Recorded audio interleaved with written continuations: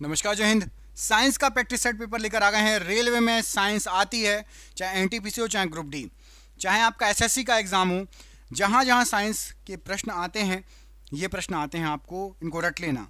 दूसरी चीज, आप यदि पढ़ाई में मन नहीं लग रहा तो प्रैक्टिस सेट पेपर लगाते चलो, हम आपको पूरे साइंस के क्वेश्चन करा देंगे जो जो बार बार एग्जाम में रिपीट हो रहे हैं, सब आपको क्वेश्चन करा देंगे। केवल आपको क्या करना है, चैनल को सब्सक्राइब कर लेना और रोज जो भी प्रैक्टिस सेट पेपर लगाते हैं ना, उनको लगाते चलना, तो आपके इंपॉर्टेंट साइंस के क्वेश्चन कवर होते जाएंगे। ठीक है, चलो तो करते हैं स्टार्ट इस वीडियो को। पहला प्रश्न देखिए क्या पूछा गया है। कार्बन अणु की आकृति कैसी होती है? कार्बन का जो अणु होता है उसकी आकृति कैसी होती है? यहां पर आपको जो ऑप्शंस दिए गए हैं, क्या हो जाएगा राइट आंसर? रैखिक, अरैखिक, घनाकार या चतुष्फलकीय।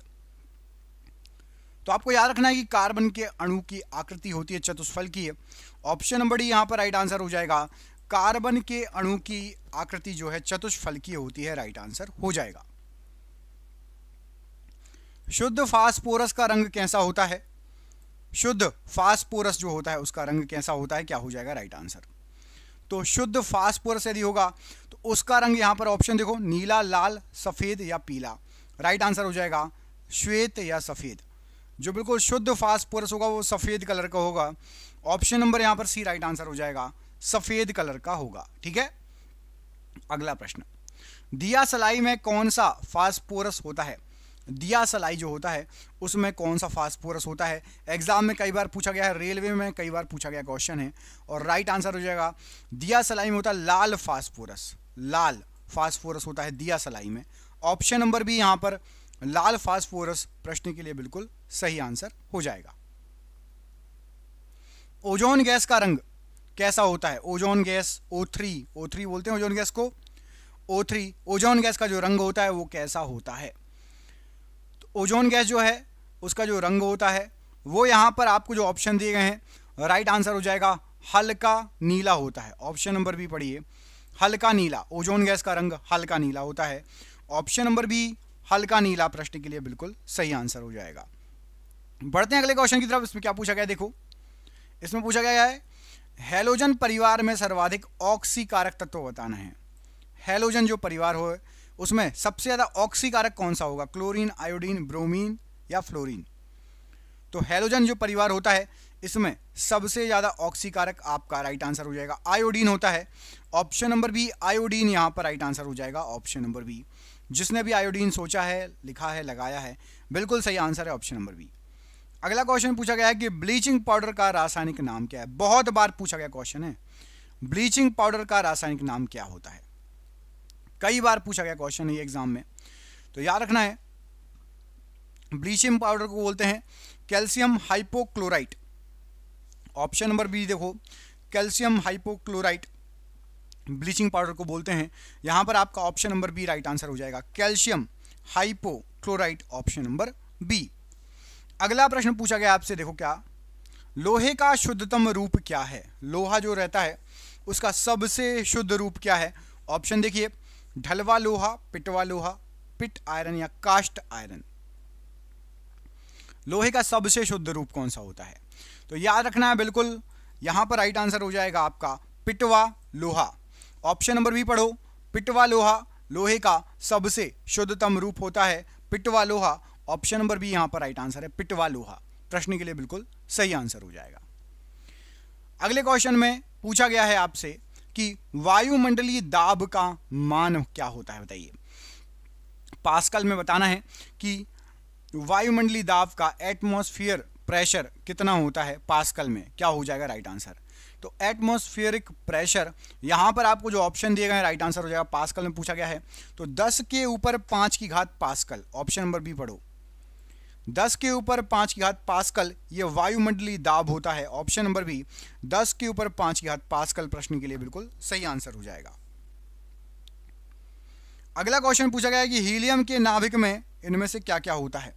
हीलियम के नाभिक में क्या क्या होगा? यहां पर आपको जो ऑप्शन दिए गए हैं राइट आंसर क्या हो जाएगा? तो याद रखना है आपको, जो हीलियम का नाभिक है इसमें आपकी 2 प्रोटॉन और option number C 2 neutron, 2 proton और 2 neutron, option number C helium के नाभिक में 2 प्रोटॉन और 2 न्यूट्रॉन होंगे। ऑप्शन नंबर यहाँ पर सी प्रश्न के लिए बिल्कुल सही आंसर हो जाएगा। अगला क्वेश्चन पूछा गया आपसे, देखो लाल सीसा, इनमें से लाल सीसा का फॉर्मूला बताओ। सीसा तो आपको पता होगा, पीवी बोलते हैं, प्लम्बम, पीवी। लाल सीसा क्या होता है? लाल सीसा याद रखना है, यहां पर आपको जो ऑप्शन दिए गए हैं ऑप्शन आपने सब पढ़ ही लिए हैं। Pb3O4, ऑप्शन नंबर बी पढ़ लो। लाल सीसा होता है Pb3O4, लाल सीसे का फॉर्मूला होता है, ऑप्शन नंबर बी यहां पर राइट आंसर है Pb3O4। प्रश्न के लिए बिल्कुल सही आंसर हो जाएगा लाल सीसे के लिए। अगला क्वेश्चन देखें। अगला क्वेश्चन ये रहा आपकी स्क्रीन पर, पूछा गया इसमें कि क्लोरोफॉर्म के निर्माण हेतु कौन सी गैस प्रयुक्त होती है, बताओ। क्लोरोफॉर्म के निर्माण के लिए इनमें से कौन सी गैस का प्रयोग होता है? क्या हो जाएगा राइट आंसर? यहां पर आपको जो ऑप्शंस दिए गए हैं तो याद रखना है, क्लोरोफॉर्म जो है गैस, ऑप्शन देखो, मीथेन, ईथेन, प्रोपेन, ब्यूटेन। तो याद रखना है क्लोरोफॉर्म के लिए मीथेन, ऑप्शन नंबर ए का यूज होता है, ऑप्शन नंबर ए मीथेन। प्रश्न के लिए बिल्कुल सही आंसर हो जाएगा option number A right answer है। अगला क्वेश्चन ये रहा आपकी स्क्रीन पर, पूछा गया है इनमें से कौन सूक्ष्म तत्व है? यहां पर आपको जो ऑप्शंस दिए गए हैं इनमें से सूक्ष्म तत्व बताना है। क्लोरीन, हाइड्रोजन, नाइट्रोजन और ऑक्सीजन। सूक्ष्म तत्व कौन सा है? यहां पर आपको जो ऑप्शन दिए गए हैं राइट आंसर हो जाएगा, सबसे सूक्ष्म तत्व आपका ये है आपका हाइड्रोजन, ऑप्शन नंबर बी पढ़ो, हाइड्रोजन सबसे सूक्ष्म तत्व है हाइड्रोजन, ऑप्शन नंबर बी प्रश्न के लिए बिल्कुल सही आंसर हो जाएगा, ऑप्शन नंबर बी हाइड्रोजन। अगला क्वेश्चन आपसे पूछा गया है, अब तक कितने तत्व ज्ञात किए गए हैं बताइए। अब तक आपको जो ऑप्शन दिए गए हैं इनमें से कितने तत्व ज्ञात किए जा चुके हैं? 102, 106, 104 या 108। यहां पर आपको जो ऑप्शन दिए गए हैं याद रखना है, अब तक आपके 108 तत्व ज्ञात किए जा चुके हैं, ऑप्शन नंबर डी 108 तत्व ज्ञात किए जा चुके हैं। अगले प्रश्न पूछा गया कि हाइड्रोजन के रेडियोधर्मी समस्थानिक आइसोटोप को क्या कहा जाता है बताइए। हाइड्रोजन का जो रेडियोधर्मी समस्थानिक होता है या आइसोटोप होता है उसको क्या कहा जाता है? तो याद रखना है, उसको कहा जाता है आपका ट्रीटियम, ऑप्शन नंबर डी पढ़िए। हाइड्रोजन के रेडियोधर्मी समस्थानिक को ट्रीटियम कहा जाता है, ऑप्शन नंबर आपका सही आंसर हो जाएगा इसमें डी, ऑप्शन नंबर डी बिल्कुल राइट आंसर है प्रश्न के लिए। अगला क्वेश्चन पढ़ो, द्विनाम पद्धति के प्रतिपादक कौन है बताओ। द्विनाम पद्धति के प्रतिपादक, यहां पर आपको जो ऑप्शंस दिए गए हैं राइट आंसर क्या हो जाएगा द्विनाम पद्धति के लिए? तो आपको याद रखना है द्विनाम पद्धति के प्रतिपादक, यहां पर आपको जो ऑप्शन दिए गए हैं ऑप्शन आपने पढ़ लिए होंगे, ठीक है। राइट आंसर है ऑप्शन नंबर ए लीनियस। द्विनाम पद्धति के प्रतिपादक हैं ऑप्शन नंबर ए लीनियस। यहां पर ऑप्शन नंबर ए लीनियस बिल्कुल सही आंसर हो जाएगा इस प्रश्न के लिए, ऑप्शन नंबर ए। बढ़ते हैं अगले क्वेश्चन की तरफ। अगला प्रश्न देखो, ये रहा आपकी स्क्रीन पर, एक्रोलीन, एक्रोलीन इनमें से क्या है बताओ। एक्रोलीन क्या है? प्लास्टिक, फाइबर, रेजिन, क्या है एक्रोलीन बताइए।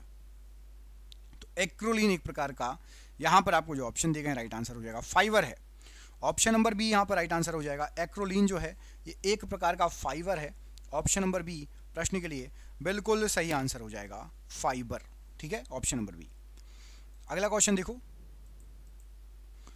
अगले प्रश्न में आपसे पूछा गया है ओजोन गैस में किस तरह की गंध होती है बताइए। ओजोन जो गैस होती है उसमें किस तरह की गंध होती है ये आपको बताना है। यहां पर आपको जो ऑप्शन दिए गए हैं, ऑप्शन दिए गए हैं सड़े अंडे की तरह, सड़ी मछली की तरह, सरसों की तेल की तरह, या इनमें से कोई नहीं। तो याद रखना ओजोन गैस की गंध होती है सड़ी हुई मछली की तरह, ऑप्शन नंबर बी सड़ी हुई मछली की तरह ओजोन गैस की गंध होती है, ऑप्शन नंबर बी यहां पर राइट आंसर है प्रश्न के लिए। अगला क्वेश्चन ये रहा आपकी स्क्रीन पर, पूछा गया इसमें क्या, किस गैस में सड़े अंडे की गंध आती है। कौन सी ऐसी गैस है जिससे सड़े अंडे के जैसी गंध आती है। यहां पर आपको जो ऑप्शन दिए गए हैं राइट आंसर क्या हो जाएगा, सड़े अंडे की तरह गंध आती है। यहां पर आपको जो ऑप्शन दिए गए राइट आंसर हो जाएगा आपका hydrogen sulphide, option number A hydrogen sulphide प्रश्न के लिए ऑप्शन नंबर ए बिल्कुल सही आंसर हो जाएगा। सड़े अंडे की तरह हाइड्रोजन सल्फाइड से स्मेल आती है, बदबू आती है, गंध आती है। वायु में किसकी अधिकता होने पर पेड़ों की पत्तियां काली होकर गिर जाएगी बताओ। वायु में कौन सी गैस ज्यादा होगी तो पेड़ों की पत्तियां काली होकर गिर जाएगी, क्या हो जाएगा राइट आंसर बताइए। तो यहां पर आपको जो ऑप्शन दिए गए हैं याद रखना है आपका, सल्फर डाइऑक्साइड यदि ज़्यादा होगी तो पेड़ों की पत्तियां काली होकर गिर जाएगी, option number B. Sulphur dioxide यदि वायु में होगी तो ठीक है, ऑप्शन नंबर बी यहां पर राइट आंसर हो जाएगा इस प्रश्न के लिए। अगला क्वेश्चन देखो क्या पूछा गया अगले प्रश्न में आपसे। ज्वालामुखी पर्वतों से निम्नलिखित में से कौन सी गैस निकलती है? ज्वालामुखी पर्वतों में से कौन सी गैस निकलती है बताइए। ज्वालामुखी जो होते हैं उनमें से कौन सी गैस निकलती है? तो ज्वालामुखी पर्वतों से सल्फर डाइऑक्साइड गैस निकलती है, option number D sulphur dioxide gas right answer हो जाएगा इस प्रश्न के लिए, सल्फर डाइऑक्साइड गैस। अगला क्वेश्चन पूछा गया है कि पोटेशियम परमैंगनेट जल को क्या बना देगा बताइए। यदि आप जल में पोटेशियम परमैंगनेट मिलाएंगे तो जल कैसा हो जाएगा? तो यहाँ पर राइट आंसर हो जाएगा जल हो जाएगा आपका कीटाणु रहित बना देता है, कीटाणु नहीं रहेंगे, कीटाणु रहित बना देगा। Option number A potassium permanganate जल में मिलाओगे तो कीटाणु रहित बना देगा उसको, ठीक है, ऑप्शन नंबर ए। अगला क्वेश्चन पूछा गया आपसे कि 0 डिग्री सेल्सियस से 100 डिग्री सेल्सियस तक पानी को गर्म करने पर पानी के घनत्व पर क्या प्रभाव पड़ेगा? 0 डिग्री सेल्सियस से 100 डिग्री सेल्सियस तक पानी को यदि आप गर्म करोगे तो पानी के घनत्व पर क्या प्रभाव पड़ेगा? तो याद रखना जब 0 डिग्री सेल्सियस का मतलब बर्फ हो और उसको आप गर्म करने स्टार्ट करो, 4 डिग्री सेल्सियस तक तो घनत्व बढ़ेगा, 4 डिग्री सेल्सियस तक घनत्व बढ़ेगा। 4 डिग्री सेल्सियस पर जल का घनत्व सबसे अधिक रहता है, क्वेश्चन आता है एग्जाम में, वहां तक तो बढ़ेगा, फिर धीरे धीरे घटना स्टार्ट हो जाएगा। तो option number A right answer हो जाएगा, 4 डिग्री सेल्सियस तक बढ़ेगा फिर धीरे धीरे घटना स्टार्ट हो जाएगा, ऑप्शन नंबर ए। अगला प्रश्न है कि बंद कमरे में स्टोव या अंगीठी का प्रयोग ना करने की सलाह दी जाती है, इसका कारण क्या रहता है? आपको आप बंद कमरा करके स्टोव या अंगीठी मत जलाओ, ऐसा सलाह दिया जाता है। सिगड़ी भी नहीं जलानी चाहिए कमरा बंद करके। इसका कारण क्या होता है?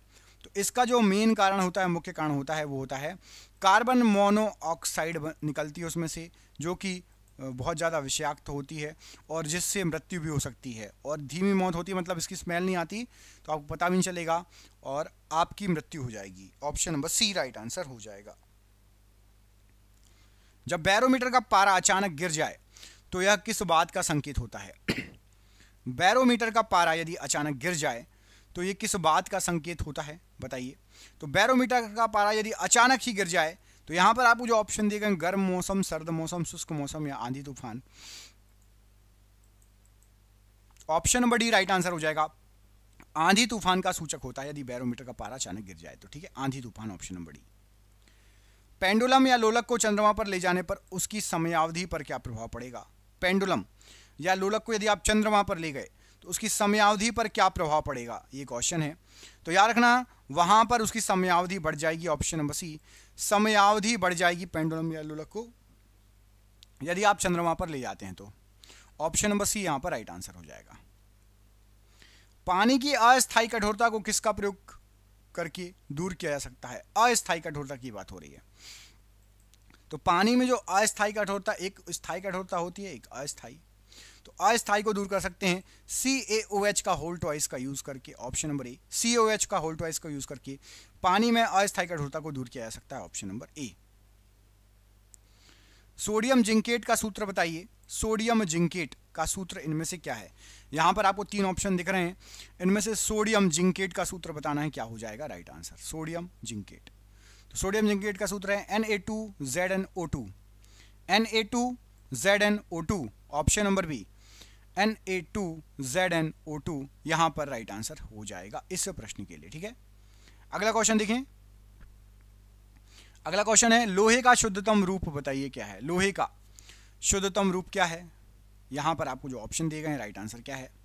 तो याद रखिएगा लोहे का शुद्धतम रूप है आपका पिटवा लोहा, ऑप्शन नंबर ए पिटवा लोहा लोहे का शुद्धतम रूप है, option number A right answer हो जाएगा। पिटवा लोहा ये लोहे का शुद्धतम रूप होता है, ऑप्शन नंबर ए।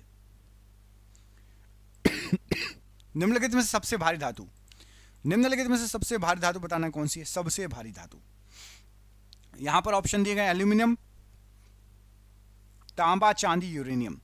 इसमें सबसे भारी धातु हो जाएगी आपकी uranium, option number D. Uranium सबसे भारी धातु हो जाएगी, ऑप्शन नंबर डी यहां पर राइट आंसर हो जाएगा। यूरेनियम प्रश्न के लिए बिल्कुल सही आंसर हो जाएगा। अगला क्वेश्चन देखो, पूछा गया अगले क्वेश्चन में आपसे क्या, धातु के ऑक्साइड प्रायः कैसे होते हैं? धातु के ऑक्साइड प्रायः कैसे होते हैं? राइट आंसर क्या हो जाएगा बताइए? धातु के ऑक्साइड, तो याद रखना है धातु के जो ऑक्साइड होते हैं प्रायः क्षारीय होते हैं। ऑप्शन नंबर बी, प्रायः क्षारीय होते हैं, राइट आंसर हो जाएगा धातु के ऑक्साइड, ऑप्शन नंबर बी क्षारीय। अधातु के ऑक्साइड प्रायः कैसे होते हैं? अधातु के ऑक्साइड, तो अधातु के ऑक्साइड प्रायः अम्लीय होते हैं, ऑप्शन नंबर ए। अधातु के ऑक्साइड प्रायः अम्लीय होते हैं, ऑप्शन नंबर ए यहां पर राइट आंसर हो जाएगा इस प्रश्न के लिए। अगला क्वेश्चन पूछा गया आपसे कि सबसे जटिल कार्बनिक पदार्थ बताइए। सबसे जटिल कार्बनिक पदार्थ इनमें से कौन सा है? यहां पर आपको जो ऑप्शन दिए गए हैं, वसा, कार्बोहाइड्रेट, प्रोटीन, या इनमें से कोई नहीं। तो सबसे जटिल कार्बनिक पदार्थ है protein, option number C protein यहां पर राइट आंसर हो जाएगा, सबसे अधिक जटिल कार्बनिक पदार्थ। सोडा वाटर बताइए क्या है? सोडा वाटर, सोडा वाटर क्या है? तो जो सोडा वाटर होता है ये आपका यहां पर ऑप्शन देखो, गैस द्रव, ठोस द्रव, द्रव द्रव। तो राइट आंसर होगा सोडा वाटर होता है गैस में द्रव का विलयन, ऑप्शन नंबर ए गैस में द्रव का विलयन होता है सोडा वाटर। यहां पर आपका ऑप्शन नंबर ए प्रश्न के लिए बिल्कुल सही आंसर हो जाएगा, गैस गैस में द्रव का विलयन। ऑक्सीकरण को किस रूप में परिभाषित किया जाता है? ऑक्सीकरण को किस रूप में परिभाषित किया जाता है? तो ऑक्सीकरण को यहां पर आपको जो ऑप्शन दिए गए हैं, इलेक्ट्रॉनों का लाभ, इलेक्ट्रॉनों की हानि, प्रोटॉन का लाभ, प्रोटॉन की हानि। ऑक्सीकरण होता है इलेक्ट्रॉन की हानि, ऑप्शन नंबर डी। ऑक्सीकरण इलेक्ट्रॉन की हानि होता है, ऑप्शन नंबर डी यहां पर राइट आंसर है। अगला क्वेश्चन, सोडियम का सबसे अधिक, सोडियम में सबसे अधिक पाए जाने वाला, सोडियम का सबसे अधिक पाए जाने वाला लवण बताइए। सोडियम का कौन सा लवण सबसे अधिक पाया जाता है बताइए? राइट आंसर क्या हो जाएगा? तो सोडियम का सबसे अधिक पाए जाने वाला जो लवण है sodium chloride, option number C पढ़िए, सोडियम क्लोराइड यहां पर option number C right answer हो जाएगा। सोडियम का सबसे अधिक पाए जाने वाला लवण है sodium chloride, option number C प्रश्न के लिए बिल्कुल सही आंसर हो जाएगा।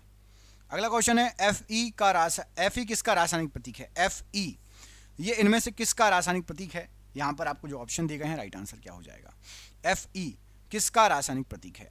तो Fe जो है ये आपके लोहे का रासायनिक प्रतीक है, ऑप्शन नंबर यहां पर ए, लोहे का रासायनिक प्रतीक है Fe, ऑप्शन नंबर ए प्रश्न के लिए बिल्कुल सही आंसर हो जाएगा, लोहे का रासायनिक प्रतीक। ऑक्साइड बनाने की क्रिया को क्या कहा जाता है बताओ? ऑक्साइड बनाने की क्रिया को क्या कहा जाता है? ऑक्साइड बनाने की क्रिया को, तो ऑक्साइड बनाने की जो क्रिया होती है यहां पर आपको जो ऑप्शंस दिए गए हैं, उदासीनीकरण, ऑक्सीकरण, प्रतिस्थापन और अवकरण में से राइट आंसर हो जाएगा। ऑक्साइड बनाओगे तो ऑक्सीकरण क्रिया होती है, ऑप्शन नंबर बी ऑक्सीकरण की क्रिया, ऑप्शन नंबर बी यहां पर प्रश्न के लिए बिल्कुल सही आंसर हो जाएगा, ऑक्सीकरण की क्रिया। अगला क्वेश्चन, ऊष्मा को विद्युत ऊर्जा में परिवर्तित करने के लिए प्रयोग किया जाता है किसका?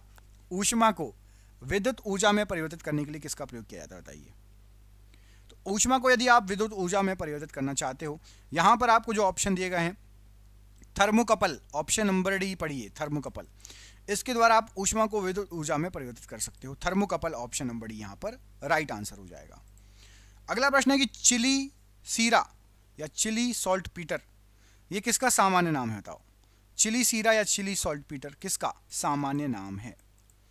यहां पर आपको जो ऑप्शन दिए गए हैं याद रखना है, सोडियम नाइट्रेट का सामान्य नाम है चिली सीरा या Chile saltpetre, option number यहां पर बी सोडियम नाइट्रेट का सामान्य नाम है, option number B right answer है।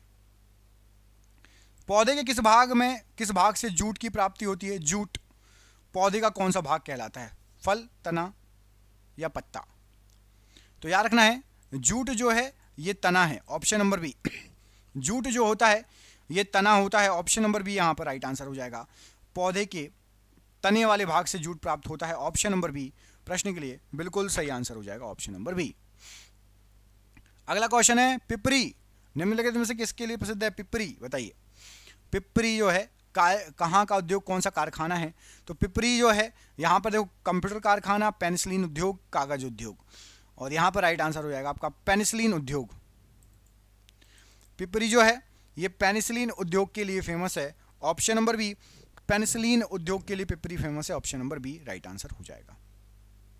वर्मी कंपोस्ट किस तरह की खाद है? अगला क्वेश्चन देखो, वर्मी कंपोस्ट इनमें से किस तरह की खाद है? जो ऑप्शन दिए गए हैं, राइट आंसर क्या है वर्मी कंपोस्ट के लिए? तो वर्मी कंपोस्ट जो है, यहां पर आपको जो ऑप्शन दिए गए हैं, प्राकृतिक, रासायनिक, केंचुआ द्वारा उत्पादित जैविक खाद, और इनमें से कोई नहीं। वर्मी जो है ये केंचुए के द्वारा उत्पादित जैविक खाद होती है, ऑप्शन नंबर सी। केंचुए के द्वारा उत्पादित जैविक खाद, ऑप्शन नंबर सी यहां पर वर्मी कंपोस्ट के लिए बिल्कुल सही आंसर हो जाएगा। अगला क्वेश्चन देखो, अगले प्रश्न में आपसे पूछा गया है कि इनमें से कौन हार्मोन नहीं है? बताओ, यहां पर आपको जो ऑप्शन दिए गए हैं, इनमें से कौन हार्मोन नहीं है? क्या हो जाएगा राइट आंसर? ऑप्शन देखो, इंसुलिन, एड्रेनलिन, थायरोक्सिन या हीमोग्लोबिन। तो यहां पर आपको जो ऑप्शन दिए गए, स्टार्टिंग के 3 हार्मोन है, हीमोग्लोबिन हार्मोन नहीं है, option number D, haemoglobin hormone नहीं है, option number D right answer हो जाएगा। ओजोन में कौन कौन सी गैस होती है? ओजोन में कौन कौन सी गैस होती है? केवल oxygen, oxygen nitrogen, hydrogen carbon या ऑक्सीजन कार्बन? तो याद रखना, जो ओजोन है इसमें केवल ऑक्सीजन होती है, ऑप्शन नंबर ए केवल ऑक्सीजन होती है, इसको O3 कहा जाता है, केवल ऑक्सीजन O3 प्रश्न के लिए बिल्कुल सही आंसर हो जाएगा, ऑप्शन नंबर ए यहां पर राइट आंसर है। अगला क्वेश्चन है कि निम्नलिखित में से कौन मानव निर्मित तंतु है? यहां पर आपको जो ऑप्शन दिए गए हैं, मानव के द्वारा निर्मित तंतु बताना है, ऊन, रेयन, रेशम या कपास। मानव के द्वारा निर्मित तंतु, तो यहां पर आपको जो ऑप्शन दिए गए इनमें से मानव के द्वारा बनाया गया रेयन, ऑप्शन नंबर बी पढ़िए, रेयन ये मानव निर्मित तंतु है, ऊन, रेशम, कपास प्राकृतिक है, रेयन मानव निर्मित तंतु है। अगला क्वेश्चन है, एस्पिरिन का रासायनिक नाम बताइए। एस्पिरिन का रासायनिक नाम, यहां पर आपको जो ऑप्शन दिए गए हैं क्या हो जाएगा? एस्पिरिन का रासायनिक नाम, तो यहां पर आपको जो ऑप्शन दिए गए हैं देखो, methyl salicylate, hydroxy salicylate, acetic salicylic अम्ल। राइट आंसर है एसिटिक सैलिसिलिक अम्ल, option number C. Option number C acetic salicylic अम्ल एस्पिरिन का रासायनिक नाम है, ऑप्शन नंबर सी यहां पर राइट आंसर हो जाएगा इस प्रश्न के लिए। अगला क्वेश्चन देखो, किसी भी परमाणु कक्षा में कितने इलेक्ट्रॉन हो सकते हैं? किसी भी परमाणु कक्षा में कितने इलेक्ट्रॉन हो सकते हैं? यहां पर आपको जो ऑप्शन दिया गया है, राइट आंसर क्या हो जाएगा? किसी भी परमाणु कक्षा में कितने इलेक्ट्रॉन हो सकते हैं? 2, 8 या 18? तो यहां पर आपको जो ऑप्शन दिए गए हैं, राइट आंसर हो जाएगा आपका 8, ऑप्शन नंबर बी। परमाणु कक्षा में 8 इलेक्ट्रॉन हो सकते हैं, ऑप्शन नंबर बी यहां पर राइट आंसर हो जाएगा। 2n² फॉर्मूला होता है, 2n², आप सभी को पता होगा, ठीक है, ऑप्शन नंबर बी 8। मानव शरीर में डिहाइड्रेशन किसकी कमी के कारण होता है? बताओ, मानव शरीर में डिहाइड्रेशन किसकी कमी के कारण होता है? विटामिन, लवण, जल या हार्मोन? बहुत इजी क्वेश्चन है, एग्जाम में पूछा जा चुका है। तो मानव शरीर में डिहाइड्रेशन होता है जल की कमी से, ऑप्शन नंबर सी जल की कमी से डिहाइड्रेशन होगा, ऑप्शन नंबर सी यहां पर राइट आंसर है, option number C. Anglo Nubian ये किसकी नस्ल है बताइए? एंग्लो न्यूबियन किसकी नस्ल है? भेड़, कुक्कुट, बकरी या कुत्ता? एंग्लो न्यूबियन, तो यहां पर आपको एंग्लो न्यूबियन जो दिया है ये एक बकरी की नस्ल है, ऑप्शन नंबर सी। जो ऑप्शन दिए गए इसके अनुसार बकरी की नस्ल है Anglo Nubian, option number C right answer है, बकरी की नस्ल। अगला प्रश्न है कि चूने के जल मतलब लाइम वाटर में क्या होता है? बताओ, लाइम वाटर में क्या होता है बताना है, चूने के जल में क्या होता है लाइम वाटर? ऑप्शन देखो, calcium hydroxide, sodium bicarbonate, sodium hydroxide या इनमें से कोई नहीं। चूने के जल में, तो याद रखना आपको, चूने के जल में आपका कैल्शियम हाइड्रोक्साइड होता है, option number A calcium hydroxide right answer है। हशीश नामक ड्रग निम्नलिखित में से किस वृक्ष के फूलों से बनाया जाता है? हशीश नामक ड्रग, हशीश, ऑप्शन देखो, नीम, तुलसी, गुलाब या भांग? तो हशीश जो बनाया जाता है ड्रग है, और ये यहां पर जो ऑप्शन दिए गए भांग के वृक्ष के फूलों से बनाया जाता है, ऑप्शन नंबर डी भांग के वृक्ष के फूलों से हशीश बनाया जाता है, ठीक है। अगला क्वेश्चन देखो, फलों का अध्ययन इनमें से क्या कहलाता है? फलों का अध्ययन, एंटोमोलॉजी, पोमोलॉजी, एंथ्रोलॉजी, फलों का अध्ययन क्या कहलाता है? यहां पर आपको जो ऑप्शन दिए गए हैं फलों के अध्ययन के लिए राइट आंसर है पोमोलॉजी, ऑप्शन नंबर बी पढ़िए, पोमोलॉजी। फलों का अध्ययन कहलाता है पोमोलॉजी, ऑप्शन नंबर यहां पर बी राइट आंसर है इस प्रश्न के लिए। अगला क्वेश्चन देखो क्या पूछा गया है। सर्वाधिक आघातवर्धनीय धातु बताइए कौन सी है? सर्वाधिक आघातवर्धनीय धातु, यहां पर प्लेटिनम, चांदी, लोहा और सोना में सबसे पतला किसको कर सकते हो आप? पीट पीट के सबसे पतला, सबसे आघातवर्धनीय जो टूटे नहीं, भंगुर नहीं है। तो याद रखना यहां पर जो ऑप्शन दिए गए इसमें से सोना सबसे आघातवर्धनीय धातु है, सोना, ऑप्शन नंबर डी सोना राइट आंसर है प्रश्न के लिए। अगला क्वेश्चन है कि श्वेत फास्फोरस रखा जाता है इनमें से किस में? श्वेत फास्फोरस किस में रखा जाता है? पानी में, अल्कोहल में, केरोसिन में, किस में? तो याद रखना सफेद फास्फोरस को हम पानी में रखते हैं, ऑप्शन नंबर ए सफेद फास्फोरस को पानी में रखा जाता है, ऑप्शन नंबर ए यहां पर राइट आंसर है। और आपके लिए क्वेश्चन है, इसका आंसर कमेंट बॉक्स में कमेंट करके बताना है कि भारत में न्यूक्लियर विस्फोट साधनों का परीक्षण कहां किया जाता है? बताइए, न्यूक्लियर विस्फोट का परीक्षण कहां किया गया था? यहां पर आपको जो ऑप्शन दिए गए हैं श्रीहरिकोटा, बेंगलुरु और पोखरण में से क्या सही आंसर है? इस पर मूवी भी आई है, बहुत इजी क्वेश्चन है, कमेंट करके आंसर देना है। जिसको भी साइंस की पीडीएफ चाहिए या जीके की पीडीएफ चाहिए नीचे दिए गए नंबर पर एक बार संपर्क कर लेना हमसे। हम मिलेंगे आपसे अगले वीडियो में, अपना ख्याल रखिए। आप सभी का बहुत बहुत धन्यवाद दोस्तों, आपका दिन शुभ हो। जय हिंद, जय भारत।